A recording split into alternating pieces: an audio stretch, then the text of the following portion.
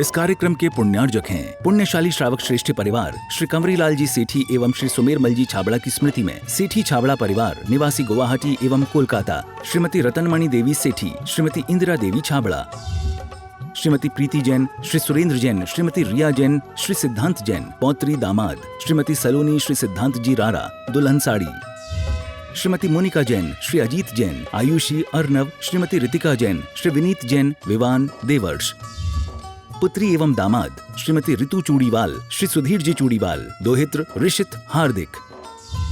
Firm Indira लॉजीज, warehousing और logistic park, Guwahati Assam. Computer vision work, वितरण घर Guwahati. Navkar www.navkargroup.in। Aluminium framework प्रणाली, कॉलम बॉक्स शटरिंग और वस्तु उत्पादों के निर्माता, कोलकाता पश्चिम बंगाल। परम पूज्य मुनिवर के कर कमलों में साथ भेंट करने का कार्यक्रम संपन्न करेंगे। जिनवाणी जगमैया जनम दुख मेट दो, जनम दुख मेट दो, मरण दुख मेट दो। और शास्त्र भेंट करने के लिए पटना से हमारे शुल्लक श्री आदर्श सागर जी महाराज की गृहस्थ अवस्था की भ्राता वो भी आ जावे। परम पूज्य मुनिवर के कर कमलों शास्त्र भेंट करने का कार्यक्रम संपन्न करेंगे। और मैं आमंत्रित करूंगा पात्र छान के लिए शिम्पल जी, अंकिता जी, मुकेश जी पाटोदी, चंदनवाला जी और श्रीमती सरोज जी सभी आ जावे। उनको सांस दो, पटना वालों को शास्त्र देना इनको भैया। ओम संजय, शास्त्र भेंट कर लिया, थोड़ा और फाइन करो। और आइए परम पूज्य मुनिवर की चरण वंदना हमारी श्रीमती सरोज जी आ जावे शास्त्र भेंट करने के लिए। आइए। ओम साथ में बसंत काला को पवन जी भी आ जावे साथ भेंट करने के लिए। बसंत काला जी भी आ जावे। आइए। ओ ओ ओ बोले देवादिदेव श्री आदिनाथ भगवान की जय जय जय। देवादिदेव श्री महावीर भगवान की जय जय जय। संत सुरमणि गुरुवराचार्य श्री विद्यासागर जी महाराज की जय। नवाचार्य श्री समय सागर जी महाराज की जय जय जय। गुणायतन पीड़िता शंका समाधान भानो एक प्रवर्तक जन जन के संत प्रखर वक्ता बोले परम पूज मुनि श्री प्रमाण सागर जी महाराज की जय। मुनिवर श्री निर्वेक सागर जी महाराज की जय जय जय। मुनिवर श्री संधान सागर जी महाराज की जय जय जय। देवी अहिल्या की नगरी मालवा की स्थान मध्य प्रदेश की आर्थिक राजधानी इंदौर के आचार्य श्री विद्यासागर सभागार से प्रातःकालीन वेला में मंगल प्रवचन, मंगल उद्बोधन का लाभ हमें आपको मिले उसके पूर्व पारस चैनल, जिनवाणी चैनल, आदिनाथ चैनल और प्रमाणिक ऐप के माध्यम से जो इस कार्यक्रम को घर में बैठ के देख को सुन रहे हैं उन सभी का और यहाँ पर उपस्थित समस्त श्रावक श्राविकाओं का धर्म प्रभावना समिति के साथ साथ सकल जैन समाज इंदौर हार्दिक अभिनंदन स्वागत करता है। बंधु, हमारा आपका सौभाग्य है परम पूज्य मुनिवर का चातुर्मास ऐतिहासिक प्रभावना के साथ देवी अहिल्या की नगरी इंदौर के मोहता भवन में सानंद चल रहा है। परम पूज्य मुनिवर का कल प्रातःकाल की बेला में 6 बजे मोहता भवन से विहार होगा।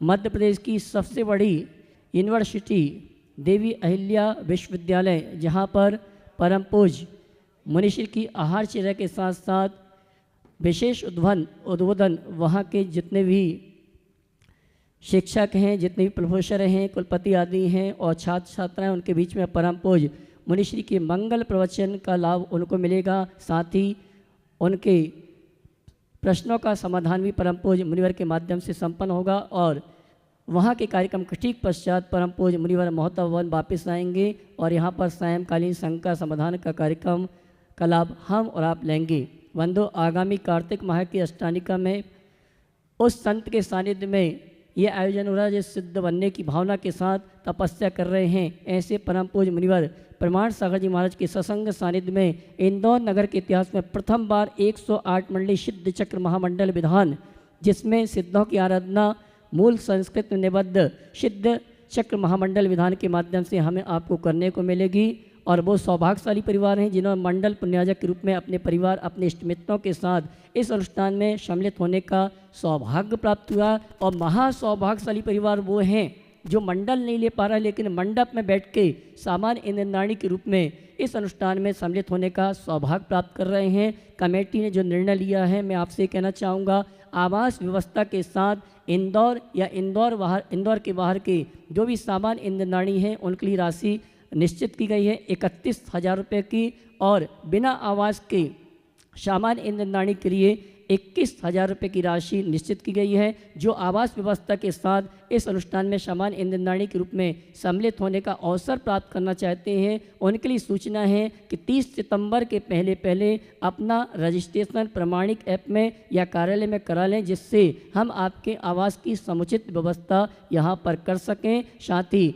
जो भी ईंधनदानी हैं, जो भी मंडल पुण्याजक हैं, उनके वस्त्र की, भोजन की व्यवस्था कमेटी के द्वारा की जाएगी। और इस महोत्सव के समापन मेला पर इंदौर क्या पूरे विश्व में प्रथम बार जैन समाज के द्वारा आयोजित कार्यक्रम में 108 रथ यात्रा महामहोत्सव का आयोजन किया जाएगा।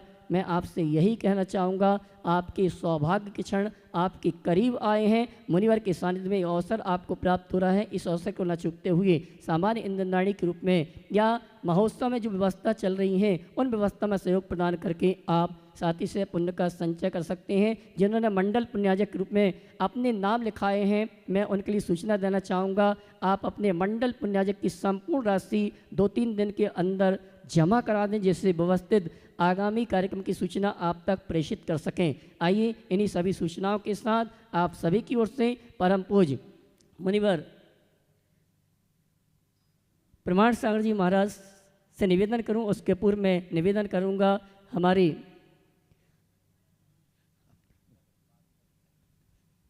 परम पूज्य मुनिवर प्रमाण सागर जी महाराज से निवेदन, अपने निर्देशन के माध्यम से हम सभी को सदुपदेश देखकर हम सभी का मार्ग प्रशस्त करें। दोनों हाथ उठा के जयकार लगाएंगे।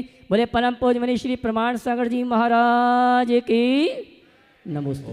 सभी लोग अपने दोनों हाथ जोड़ ले और मेरे साथ महामंत्र के स्मरण के लिए अपना मानस तैयार करें।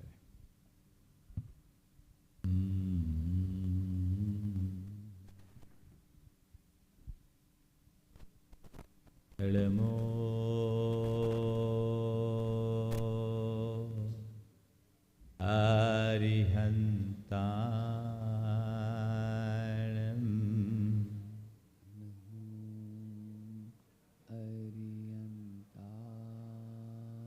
एळमो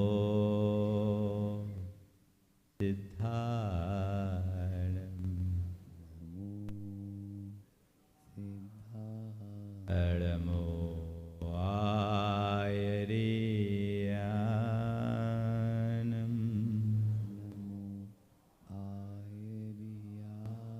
एळमो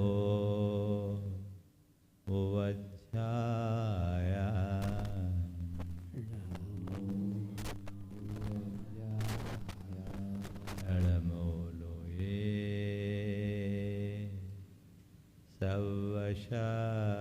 सवशाहुनम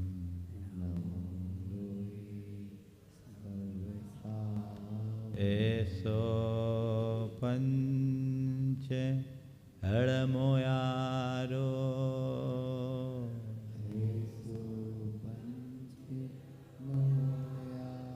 सवपाव पनाशनो मंगलालम च सवेसिम पढ़मम होई मंगलम।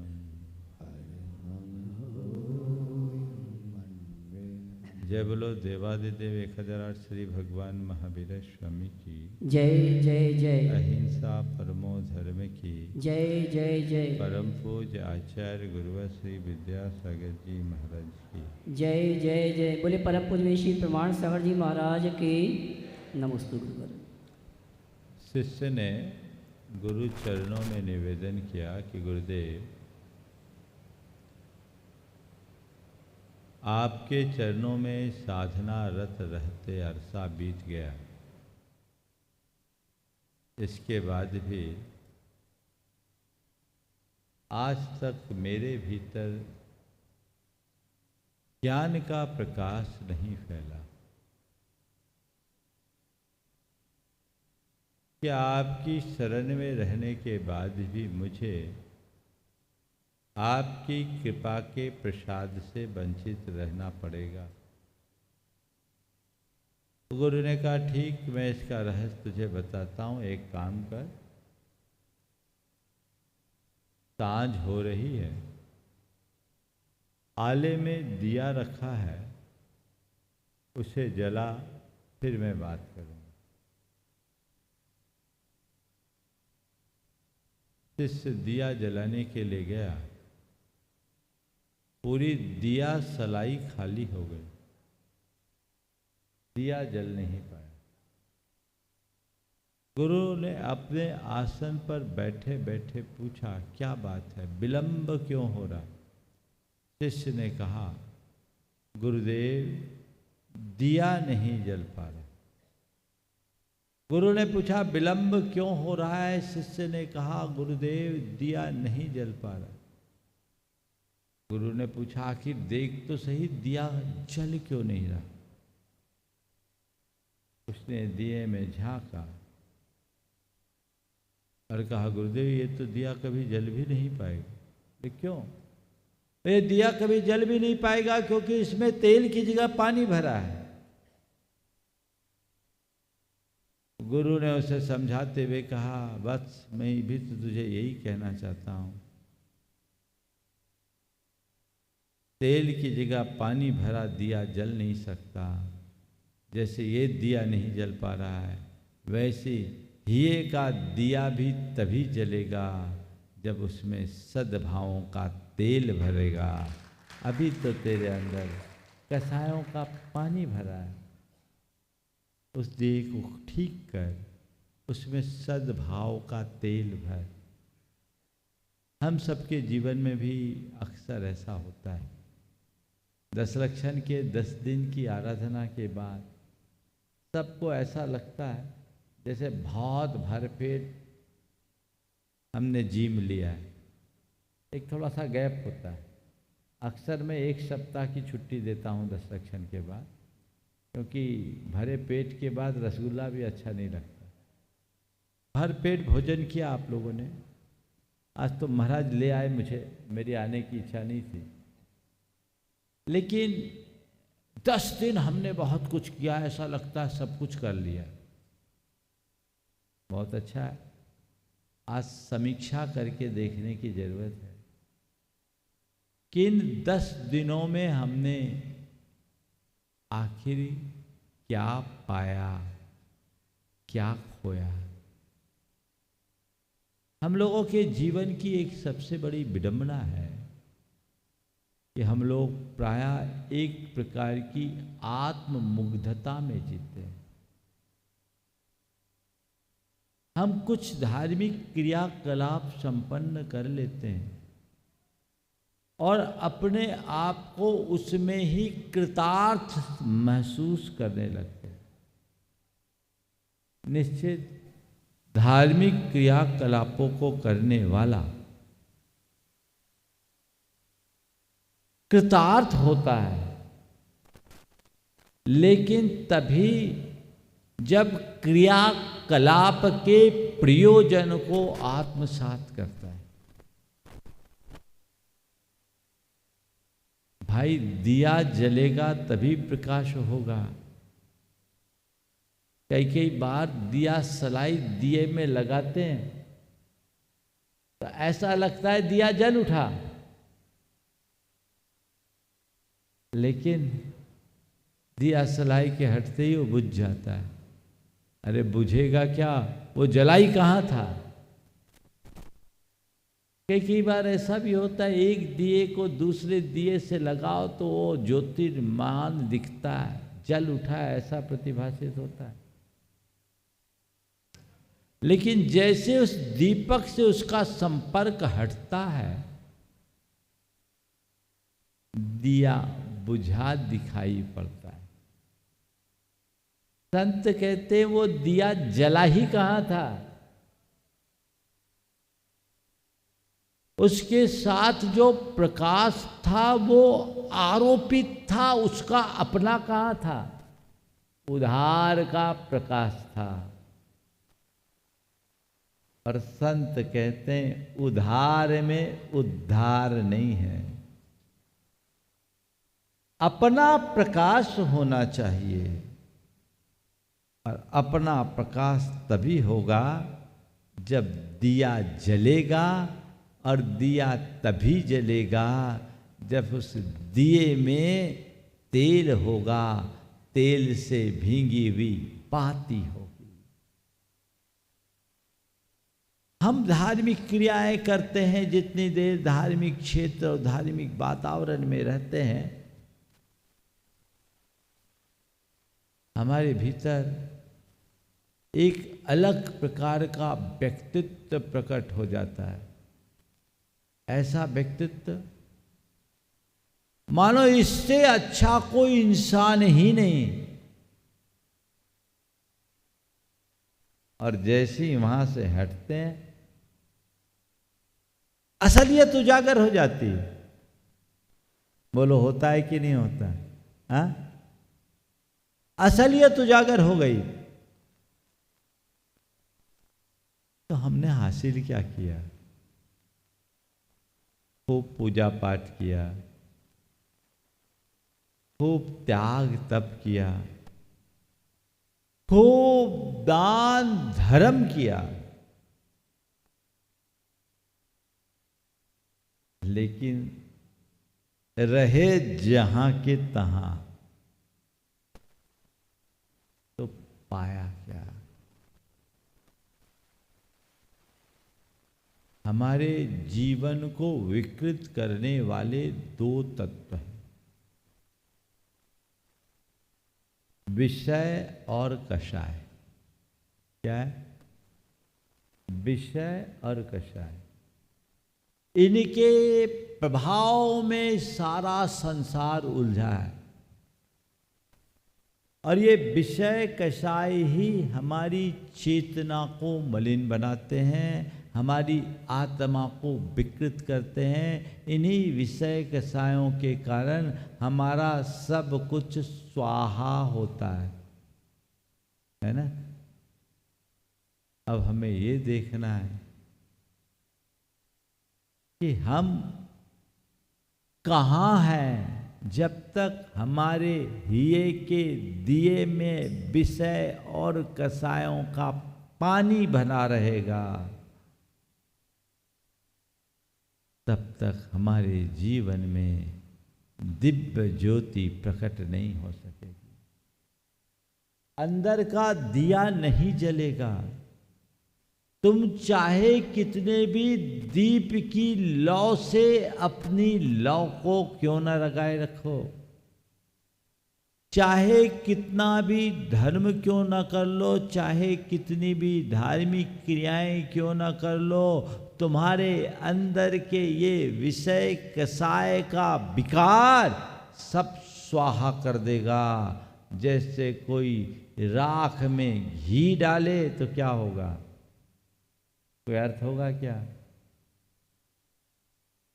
इसलिए भगवान महावीर कहते हैं, धम्मो शुद्धस्स चेट्ठई।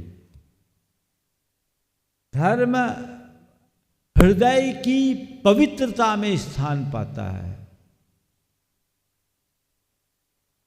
अंदर पवित्रता होनी चाहिए। अंतरंग से विषय और कषाय दूर हो तो हमने धर्म किया, ऐसा समझना चाहिए। जब तक विषय कषाय भरे हैं, बढ़ रहे हैं, तो फिर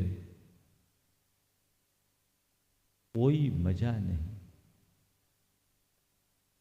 विषय कषायम विनिग्रह काउन ज्ञान धानम में जो विषय कषायों को नियंत्रित करके ज्ञान और ध्यान में लीन होता है, सच्चे अर्थों में वही धर्मात्मा होता है। हमारा मूलभूत लक्ष्य इसी विषय कषाय से बचने का होना चाहिए। कैसे बचे? 5 इंद्रियों के विषयों से और क्रोधादिक कषायों से बचने के 2 साधन हैं, वैराग्य और ज्ञान। इसे पलट लूं तो कहूं ज्ञान और वैराग्य। कषायों का शमन ज्ञान से और विषयों से मुक्ति वैराग्य से। अंतर ज्ञान होने से हम अपने कषाय और कषाय प्रेरित दुर्भावों से मुक्ति पा सकते हैं। सबसे पहली आवश्यकता अपने आप को जानने की है, आत्मज्ञान को उद्घाटित करने की। मैं कौन हूं और मेरा क्या है। जब तक यह परिज्ञान नहीं होता तब तक हमारी चेतना का उत्थान नहीं होता। हम लोग प्रायः बाहर की बातों में उलझकर मूल को ही भूल जाते हैं। जिसके लिए हम सब कुछ कर रहे हैं वही हमारी दृष्टि से ओझल हो जाए तो आखिरकार हम हासिल क्या कर पाएंगे। बोलो, आप लोग धर्म करते हो, किस लिए करते हो? किस लिए धर्म करते हो? हाँ, थोड़ा जोर से तो बोलो, इतने दबे दबे से क्यों बोल रहे हो? आत्मा की शुद्धि के लिए, आत्मा के कल्याण के लिए। तो ये बताओ, आत्मा की शुद्धि या आत्मा का कल्याण परिणामों की निर्मलता में है या विषय कषायों के पोषण में? हम लोग क्या करते? उन्हीं में उलझ के रह जाते हैं और ये हमारे लिए बहुत नुकसानदेह बन जाता है। और विडंबना ये, एक पापी जीव जिसे ज्ञान नहीं, वो पाप करता, अपने आप को पापी मानता है। लेकिन ऐसे लोग जो दिखते धर्मी हैं, धर्म की क्रियाएं करते हैं और अंदर ये विषय कषाय से उत्प्रेरित पाप पलता रहता है, उस पर उनका ध्यान नहीं रहता। वे एक प्रकार की आत्ममुग्धता में जीते हैं। वे अपने इस अज्ञान को ही अपने जीवन का वरदान मान लेते हैं, उसमें उलझ के रह जाते। उनका उद्धार कभी हो ही नहीं सकता, उस उद्धार की फिर कोई संभावना ही नहीं बचती। वे जहां के तहां फंसे रह जाते हैं, उलझे रह जाते हैं। वहां से बाहर निकलने की जरूरत। हम धर्मी हैं तो हमें पाप से मुक्त होना चाहिए। लेकिन फिर भी वो पाप मेरे मन में पल रहा है। क्रियाओं का पाप भले ना हो, भाव और विचारों का पाप यदि प्रगाढ़ रूप ले रहा है तो मान करके चलना, हम अभी नीचे की ओर उतर रहे हैं। और ऐसा प्रायः हो जाता है। वही विषय, वही कषाय भाव की पुष्टि की तत्परता। आचार्य कहते, भैया इससे बच। एक आदमी बीमार हो और दवाई ना खाए, बीमारी बढ़े, कदाचित मर भी जाए तो बिना इलाज के मरा। लेकिन एक आदमी ऐसा है जो दवाई खाते रहे और उसकी बीमारी बढ़ते रहे। बोलो, उसको क्या कहेंगे? दवाई भी खा रहे, बीमारी भी बढ़ रही। क्यों? क्योंकि दवाई के साथ साथ अपथ्य का सेवन भी कर रहे हैं, जिससे बीमारी बढ़ती है। उससे यदि हम दूर नहीं होंगे तो कभी स्वस्थ नहीं हो सकेंगे। जो हमारी चेतना को पतित करते, जिससे हमारी चेतना विकृत होती है, उनसे यदि हम दूर नहीं होंगे कभी स्वस्थ नहीं हो सकेंगे, कभी सुखी नहीं हो सकेंगे। तो अपने आप को सुखी बनाना है तो अपनी चेतना को सही दिशा में नियोजित करने की जरूरत है। विषय से, कसाय से बचो तो विषय के लिए वैराग्य है और कसायों के लिए ज्ञान है। ज्ञान आत्मा को सावधान करता है। पर कौन सा ज्ञान? अंदर का ज्ञान, अपने आत्मा के हित अहित का ज्ञान, आत्मा के कर्तव्य अकर्तव्य का ज्ञान, हेय और उपादेय का ज्ञान, कल्याण अकल्याण का ज्ञान, करनी अकरनी का ज्ञान, अच्छे बुरे का ज्ञान। जिसके अंदर जग गया समझ लो वो तर गया। इसलिए कहते हैं सम्यक दृष्टेर भवति नित्यम ज्ञान वैराग्य शक्ति। सम्यक दृष्टि के लिए ज्ञान और वैराग्य की ये दो प्रगाढ़ शक्ति होती है। वैराग्य ढाल का काम करती है और ज्ञान तलवार का काम करती है। युद्ध लड़ना हो ना तो क्या करना होता? सामने वाले पर प्रहार के साथ अपना बचाव, दोनों चीजें जरूरत। ज्ञान के बल पर हम अपने विकारों पर प्रहार करते हैं और वैराग्य के बल पर अपने आप को विकारों से बचाते हैं। कषायों का समन ज्ञान से होता है। अंतर ज्ञान हमें सावधान करता है। लोक में भी आप देखते हैं सबका अपना अपना अनुभव भी होगा। आप कई जगह कषाय का निमित्त आता भी है तो आप नियंत्रित रहते हो। क्यों रहते हो? आपको उस समय इसका ज्ञान रहता है ये जगह इसके लायक नहीं है, इस समय मेरे द्वारा ये काम करना मेरे योग्य नहीं है, ये मेरी छवि के विरुद्ध है, ये मेरी प्रतिष्ठा के विरुद्ध है। ये बातें जानते हैं, दूर हट जाते, फिर उसका ध्यान नहीं जाता।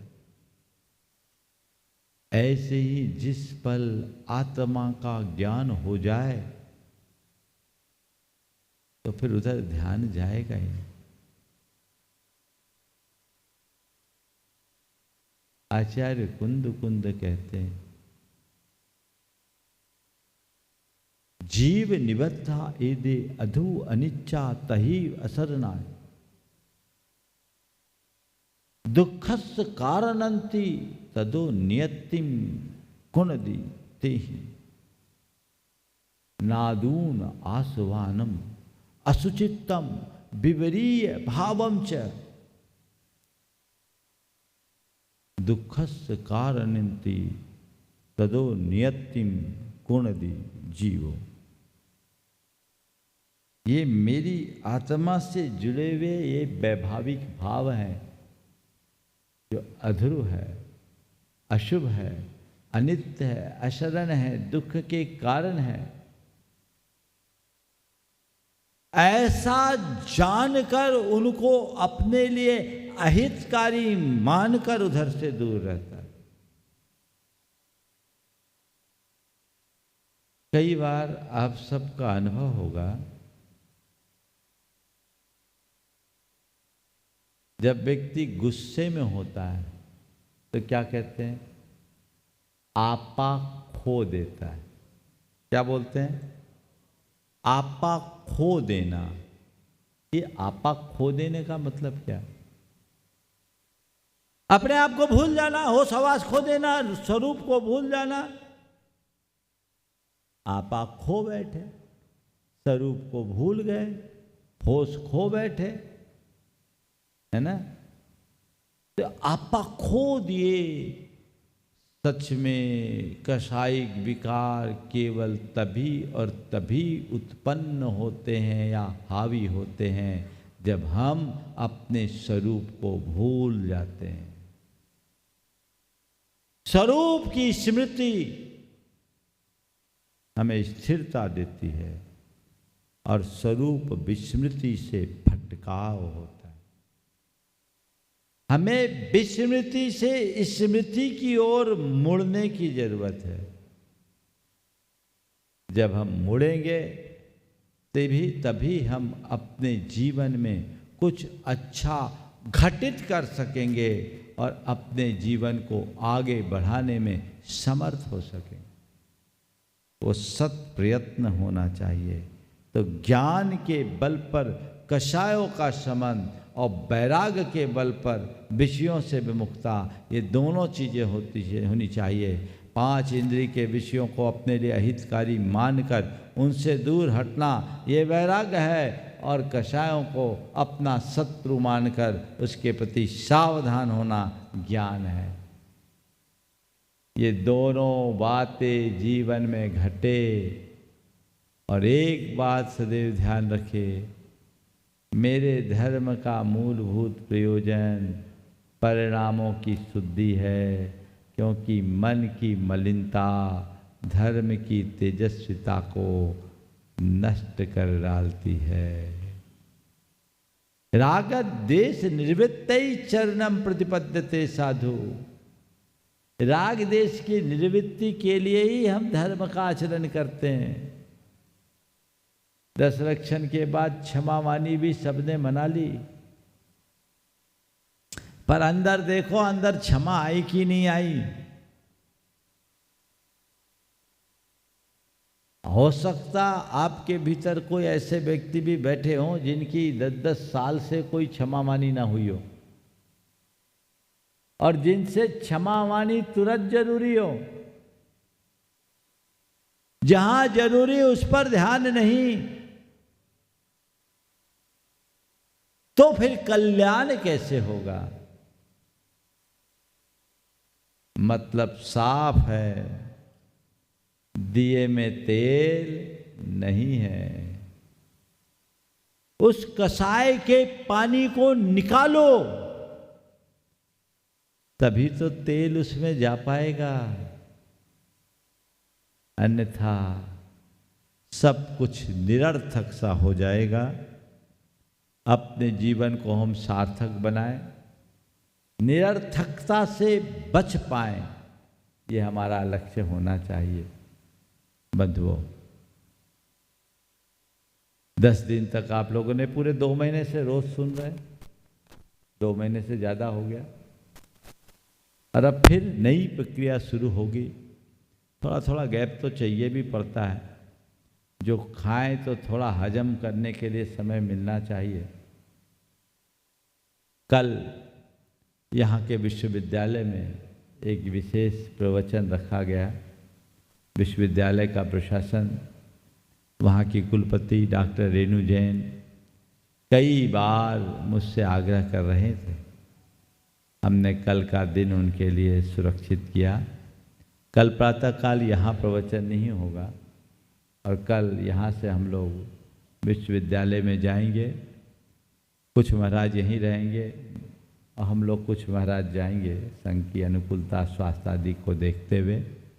और वहाँ कल 1:30 बजे से एक विशेष प्रवचन है जो जीवन प्रबंधन और व्यक्तित्व विकास पर केंद्रित प्रवचन है।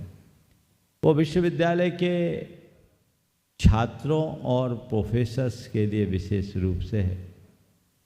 सुविधानुसार आप लोगों को जगह मिलेगी, लेकिन वहाँ जगह सीमित है, और वो प्रवचन उनके ही लिए है। इसलिए मैं चाहता भी नहीं कि आप लोग वहाँ आओ, नहीं तो पता लगा आप ही लोगों से जगह भर जाएगी, जिनके लिए वहाँ हम जाना चाह रहे वो वंचित रह जाएंगे।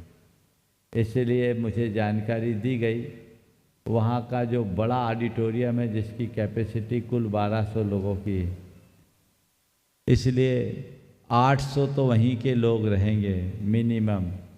थोड़े बहुत आप लोगों की गुंजाइश रहेगी, आप लोग वहाँ पहुँचेंगे और वहाँ प्रवचन के साथ उनके बीच एक परिसंवाद का भी कार्यक्रम होगा। पूरा कार्यक्रम लगभग 2 घंटे चलेगा। आप सब उसका आनंद लेंगे। जो वहाँ पहुँचेंगे वो वहाँ आनंद लेंगे और जो नहीं पहुँच पाएंगे वो बाद में चैनल के माध्यम से उसका आनंद लेंगे। लेकिन ये भी एक अच्छा कार्यक्रम है। पहले भी मैं कुछ विश्वविद्यालयों में अपना प्रवचन दे चुका हूँ। इंदौर विश्वविद्यालय का शायद ये किसी दिगंबर जैन मुनि का पहला प्रसंग होगा। निश्चित वो ऐतिहासिक होगा। आप सब लाभ लें। धर्म प्रभावना का एक अच्छा मौका है। दूसरी बात, वहाँ से लौटने के बाद 25 तारीख से प्रवचन की एक नई शुरुआत मैं करना चाह रहा हूँ। कुछ लोगों का आग्रह, खासकर अशोक जी दोषी का ज़्यादा आग्रह था कि महाराज अब यहाँ भक्तामर की गंगा प्रवाहित होनी चाहिए। ये सूचना 25 से ही प्रारंभ कर दूं कि 1 तारीख से करें? चलिए 25 से ही करते हैं। ये सूचना सब जगह प्रसारित कर दीजिए। बीच बीच में कार्यक्रम बहुत सारे हैं। कार्यक्रमों के दिनों को छोड़कर सामान्य दिनों में भक्तामर के ऊपर आध्यात्मिक विवेचना होगी। भक्तामर पाठ आप सब करते हैं, पर आप उसे देखेंगे।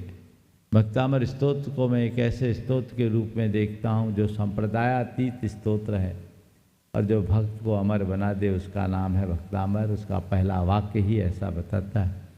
उसके माध्यम से हम उनके एक एक श्लोक के भीतर छिपे हुए बीज को उद्घाटित करेंगे, उसके रहस्य को उद्घाटित करेंगे। एक आध्यात्मिकता का अलग प्रकाश सभी को प्राप्त होगा।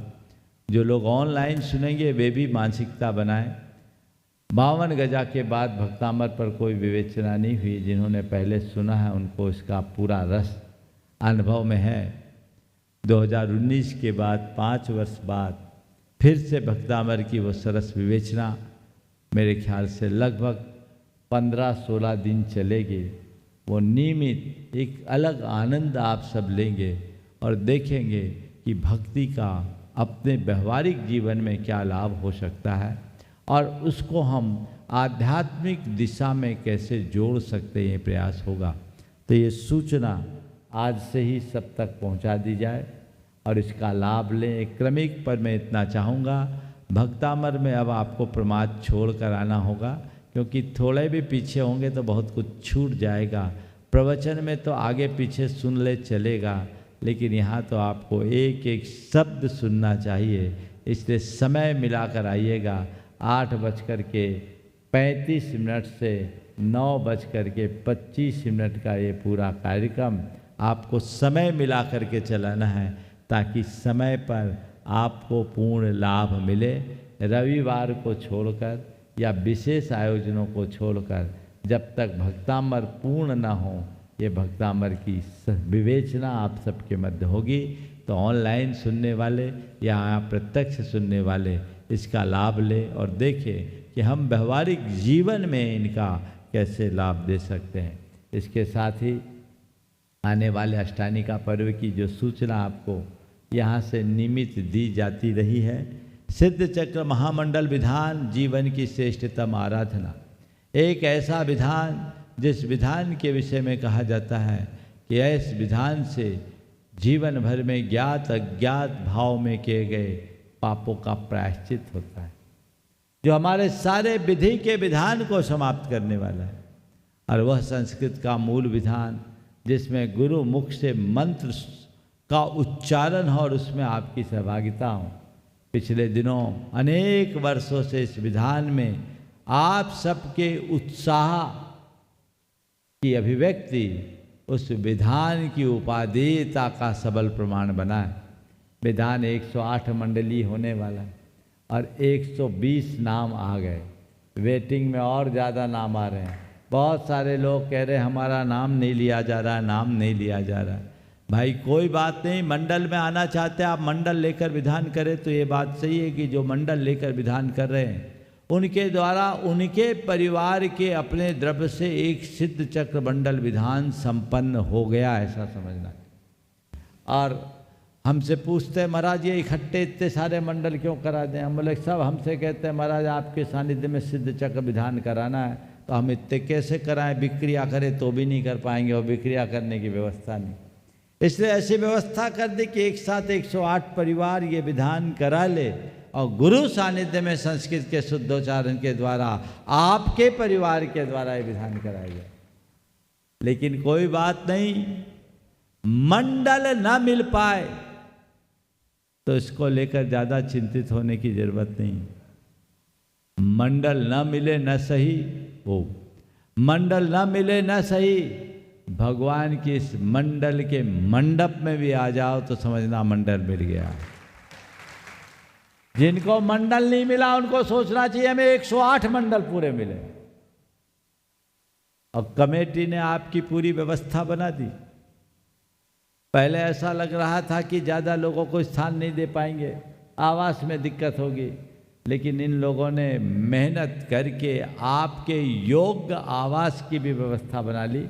इंदौर से बाहर वालों को ही आवास की ज़रूरत होगी, इंदौर वालों को भी ज़रूरत हो तो बोलते महाराज हम देंगे और अच्छी से अच्छी देंगे। तो ये व्यवस्था आपको दे दी गई, और ये व्यवस्था आप सबको दे दी गई।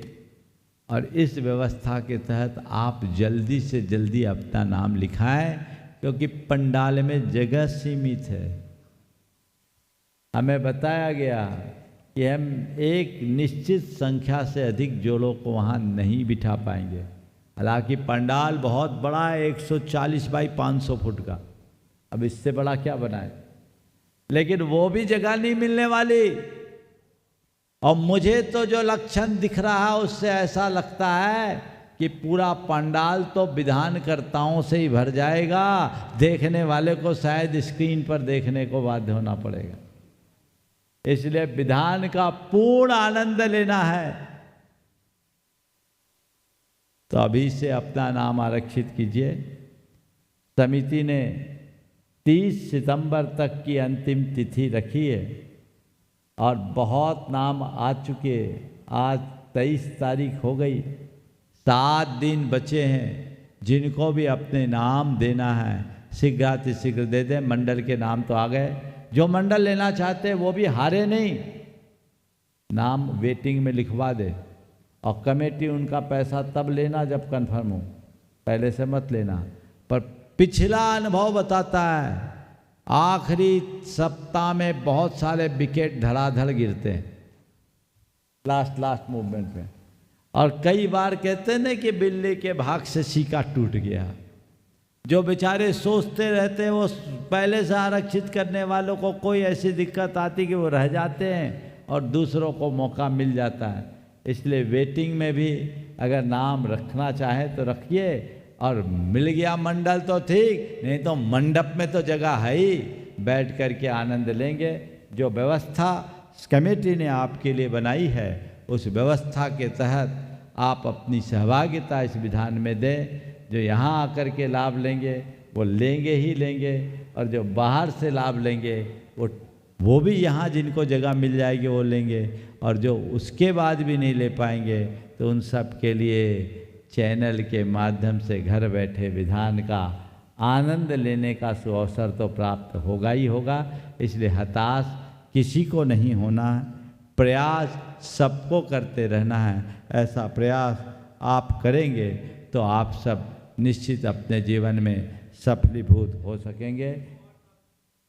हाँ, और ये बता रहे हैं महाराज जी केवल विधान थोड़ी, आपने तो समापन की बात ही भुला दी। अरे विधान के बाद 15 तारीख को 108 रथ यात्रा और 16 तारीख को एक विशेष कार्यक्रम गुरुदेव का आचार्य पदारोहण कितने तारीख को होगा? 17 तारीख को गुरुदेव का आचार्य पदारोहण दिवस, और उसी 17 तारीख को पूरे संघ का भव्य पिछी परिवर्तन। और आगे की बात अभी बचा के रखेंगे। तो कार्यक्रम तो कार्यक्रम है, आनंददायी कार्यक्रम, कुछ विशेष, उस विशेष का सभी लाभ लेंगे और वो लाभ सभी ले इस भाव के साथ। आज मन नहीं था, लेकिन फिर भी महाराज ने कहा, महाराज यहाँ बैठे लोग यहाँ आके परेशान करेंगे, चलो मंच पे ही चले। हमने कहा आप लोग तो साप्ताहिक अवकाश ले लेते हो, हम लोगों को तो 24/7 वाला हाल हो गया, थोड़ा थोड़ा गैप तो होना ही चाहिए। लेकिन चलिए अच्छी बात है, हम प्रवचन तो अपना स्वाध्याय मानते हैं और केवल आपको ही प्रवचन नहीं सुनाते, हम खुद को भी अपना प्रवचन सुनाते हैं जो हमारे जीवन को बेहतर बनाने में कारगर बनते हैं। ऐसे ही जीवन में बेहतरी बनते रहे और हम अपने जीवन का पथ प्रशस्त कर सके, इस भाव के साथ पुनः कहूँगा 30 तारीख की तिथि को ध्यान में रखते हुए अपने नाम समय से पूरा आरक्षित करा ले, ताकि आपकी सुव्यवस्था समिति कर सके। बोलिए परम पूज्य आचार्य गुरुवर श्री विद्यासागर जी। जय जय जय। पूज्य महाराज श्री जी का अभी अपन ने प्रवचन सुना, और एक और इंदौर वालों को नई सौगात मिल गई कि 25 तारीख से इसी विद्यासागर भवन में भट्टामर महामंडल की वह अद्भुत व्याख्या होगी। हम सब उसको सुनना न भूलें। जरूर आप लोग तो आएंगे ही, साथ में अपने इष्ट मित्रों को भी सबको सूचना दे दें। और वह भट्टामर की आराधना सभी के लिए है, ऐसा नहीं केवल मात्र जैन के लिए, जन जन के लिए जिनके प्रवचन लाभान्वित करते हैं। हम सबको वह प्रवचन बहुत ही अच्छे रहते हैं। ऐसे प्रवचन जो अभी लगभग पूज्य श्री की 45 पुस्तकें यहाँ आ चुकी है, 45 पुस्तकें निकल चुकी है, 4-5 पुस्तक और आने वाली है। ऐसी 50 पुस्तकें का सेट देश के विभिन्न मंदिरों में जाने वाले। आ जाए बिलरा अपने बीच में आज है यहाँ पर। तो आज मैं चाह रहा हूँ सिंपल जी जो गुड़ायतन के शिरोमणि संरक्षक है, सिंपल अंकिता बंडा, यानी जो अपने आनंद सागर जी महाराज के भ्राता भी हैं, जोरदार ताली बजा दीजिए। उन्होंने अपनी ओर से एक सेट मात्र 5100 रुपये का है। आप लोग भी अपनी ओर से कम 5 सेट दें, 10 सेट दें, हाँ 50 सेट देंगे तो उस पर नाम आएगा। और आज सिंपल जी अंकिता का है, सिंपल जी अंकिता जो पूज्य महाराज श्री जी से आशीर्वाद प्राप्त कर रहे हैं, इन्होंने 51 सेट की घोषणा 51 मंदिरों के लिए की है। जोरदार तालियों से सिंपल भाई का स्वागत करें। और इसी क्रम में अपने बीच में देवेंद्र जी, आशीष जी, श्वेता भी आ जाए। आशीष, श्वेता और संपूर्ण परिवार, गया, साकेत, जोरदार तालियां। इन्होंने भी अपनी ओर से 51 सेट 51 मंदिरों में भेजने की घोषणा की है। जोरदार तालियां बजा दीजिए। आ जाए आशीष भाई और श्वेता। और आइए हमारे बीच में आज इनके ओर से आज भी वह साहित्य, कल भी आशीष श्वेता की तरफ से 50% पे था, और आज भी आशीष श्वेता देवेंद्र जी अजमेरा की तरफ से 50% पर वह साहित्य उपलब्ध रहेगा। मैं चाहता हूं जो चैनल पर सुन रहे हैं वे लोग भी अपनी ओर से यदि 50 सेट या ऊपर देते हैं तो उनका नाम पुस्तकों में आ सकता है। एक सेट की कीमत मात्र 5100 रुपये है। आप उसी के अनुसार गुणायतन में संपर्क कर सकते हैं, या जो चैनल पर जो नंबर चल रहे हैं, हाँ, या अभय भैया से, यहाँ पर जो है अभय भैया से संपर्क कर सकते हैं। अभय भैया और जानकारी भी। और आइए हमारे बीच में मुनिश्री अनुत्तर सागर जी महाराज के गृहस्थावस्था के भ्राता भैया अविनाश जी उपस्थित हैं। वे आए श्रीफल चढ़ा के गुरुवर का आशीर्वाद प्राप्त करें। इसी क्रम में मनोज जी वर्धमान चक्की, अमन जी रेलवे मुंबई और शुभी जैन मुंबई हमारी उपस्थित से श्रीफल चढ़ा गुरु का आशीर्वाद प्राप्त करेंगे। और आइए मैं सम्मान से आमंत्रित करूंगा हमारे गुणायतन के संरक्षक भरूच गुजरात से अशोक जी, सरोज जी गांधी हमारी उपस्थित हैं। वे आए श्रीफल चढ़ा के गुरुवर का आशीर्वाद प्राप्त करें। और हमारी महोत्सव कमेटी के अध्यक्ष श्रीमान अशोक रानी दोषी जी, सम्मानी अशोक जी, सरोज जी, इनका सम्मान का कार्यक्रम संपन्न करेंगे। आइए अशोक जी सम्मान करना है। और इसी क्रम में आमंत्रित करूंगा गुणायतन के गुणायतन ट्रस्टी श्रीमान संतोष जी विलहरा, वे आए परम पूज्य मुनिवर के श्री चरण वंदन करते गुरुवंदना का सौभाग्य प्राप्त करें। सागर से हमारे बीच उपस्थित हैं, वे आए और संतोष जी का सम्मान करने के लिए आमंत्रित करूंगा हमारे गुणायतन के श्रोमणी संरक्षक राकेश जी रजनी जी, ये आए हमारे सम्मानीय संतोष जी विलहरा परिवार का धर्म प्रमाण समिति की ओर से सम्मान का कार्यक्रम संपन्न करेंगे। और आइए सम्मान का कार्यक्रम चल रहा है, हम और आप आचार्य श्री की मंत्र के पूजन प्रारंभ करेंगे। तैयार हो जाएं। आचार्य श्री जी के चरणों में हम झुका। हाँ जी, संतोष जी बिलहरा परिवार का सम्मान करेंगे राकेश रजनी जी गोधा। आचार्य श्री जी के चरणों में हम झुका रहे अपना माता, जिनके जीवन की हर चर्या बन पड़ी स्वयं ही। भैया इधर आओ। राकेश जी ये खड़े हैं, बिलहरा वाले यहाँ खड़े हैं। रजनी जी महिला सम्मान करें इनका। और 51 सेट की घोषणा संतोष जी बिलहरा परिवार, जोरदार तालियां आप लोग। राकेश जी पीछे खड़े हैं। हाँ, आ जाए संतोष जी का सम्मान करने के लिए पहुंच जावे। राकेश जी, रजनी जी, सिंपल भैया, आशीष भैया और संतोष भैया यहाँ गुरुदेव जी पूजन संपन्न कर रहे, स्थापना करेंगे। आचार्य श्री जी के चरण। इस कार्यक्रम के पुण्यार्जक हैं पुण्यशाली श्रावक श्रेष्ठ परिवार श्री कंवरीलाल जी सेठी एवं श्री सुमेरमल जी छाबड़ा की स्मृति में सेठी छाबड़ा परिवार निवासी गुवाहाटी एवं कोलकाता, श्रीमती रतनमणि देवी सेठी, श्रीमती इंदिरा देवी छाबड़ा, श्रीमती प्रीति जैन, श्री सुरेंद्र जैन, श्रीमती रिया जैन, श्री सिद्धांत जैन पौत्री दामाद, श्रीमती सलोनी, श्री सिद्धांत जी रारा दुल्हन साड़ी, श्रीमती मोनिका जैन, श्री अजीत जैन, आयुषी अर्नव, श्रीमती रितिका जैन, श्री विनीत जैन विवान देवर्ष, पुत्री एवं दामाद श्रीमती ऋतु चूड़ीवाल, श्री सुधीर जी चूड़ीवाल, दोहित्र ऋषित हार्दिक। फर्म इंदिरा लॉजीज, वेयरहाउसिंग और logistic park Guwahati Assam, computer vision work, वितरण घर Guwahati, Navkar www.navkargroup.in, aluminium framework प्रणाली, कॉलम बॉक्स शटरिंग और वस्तु उत्पादों के निर्माता कोलकाता पश्चिम बंगाल।